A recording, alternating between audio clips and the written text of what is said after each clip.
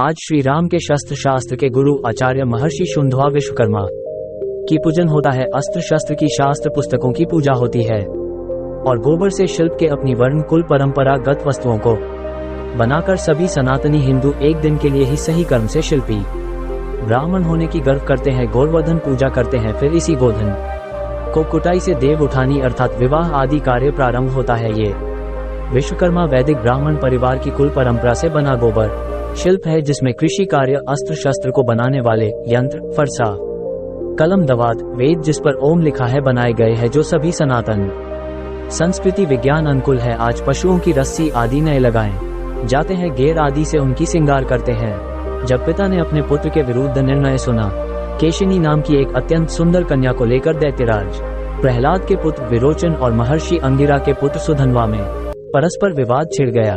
वे दोनों ही उसे पाने की इच्छा रखते हुए अपनी अपनी श्रेष्ठता सिद्ध करने लगे।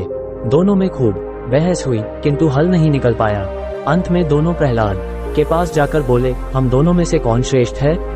आप इस प्रश्न का सही उत्तर दें, न तो असत्य बोलें और न ही पक्षपात करें। प्रहलाद ने उन्हें अगले दिन आने को कहा और स्वयं महर्षि कश्यप के पास गए। उन्होंने कश्यप के समक्ष अपने मन की जिज्ञासा रखी, ऋषिव, जो प्रश्न का उत्तर ही न दे अथवा असत्य उत्तर दे तो उसे परलोक में क्या गति प्राप्त होती है? कश्यप जी बोले, जो लोग धर्म विषयक प्रश्न परस्पर विवाद छिड़ गया, वे दोनों ही उसे पाने की इच्छा 4/4 रखते हुए अपनी अपनी श्रेष्ठता सिद्ध करने लगे। दोनों में खूब बहस हुई, किंतु हल नहीं निकल पाया। अंत में दोनों प्रहलाद के पास जाकर बोले, हम दोनों में से कौन श्रेष्ठ है? आप इस प्रश्न का सही उत्तर दें, न तो असत्य बोलें और न ही पक्षपात करें। प्रहलाद ने उन्हें अगले दिन आने को कहा और स्वयं महर्षि कश्यप के पास गए। उन्होंने कश्यप के समक्ष अपने मन की जिज्ञासा रखी, ऋषिव, जो प्रश्न का उत्तर ही न दे अथवा असत्य उत्तर दे तो उसे परलोक में क्या गति प्राप्त होती है? कश्यप जी बोले, जो लोग धर्म विषयक प्रश्न पूछने वाले को झूठा उत्तर देते हैं, वे अपने धर्म का नाश तो करते ही हैं, अपनी पीढ़ियों के पुण्य भी नष्ट कर डालते हैं।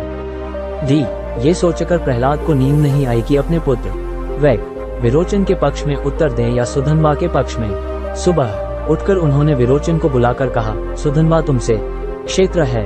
उसके पिता महर्षि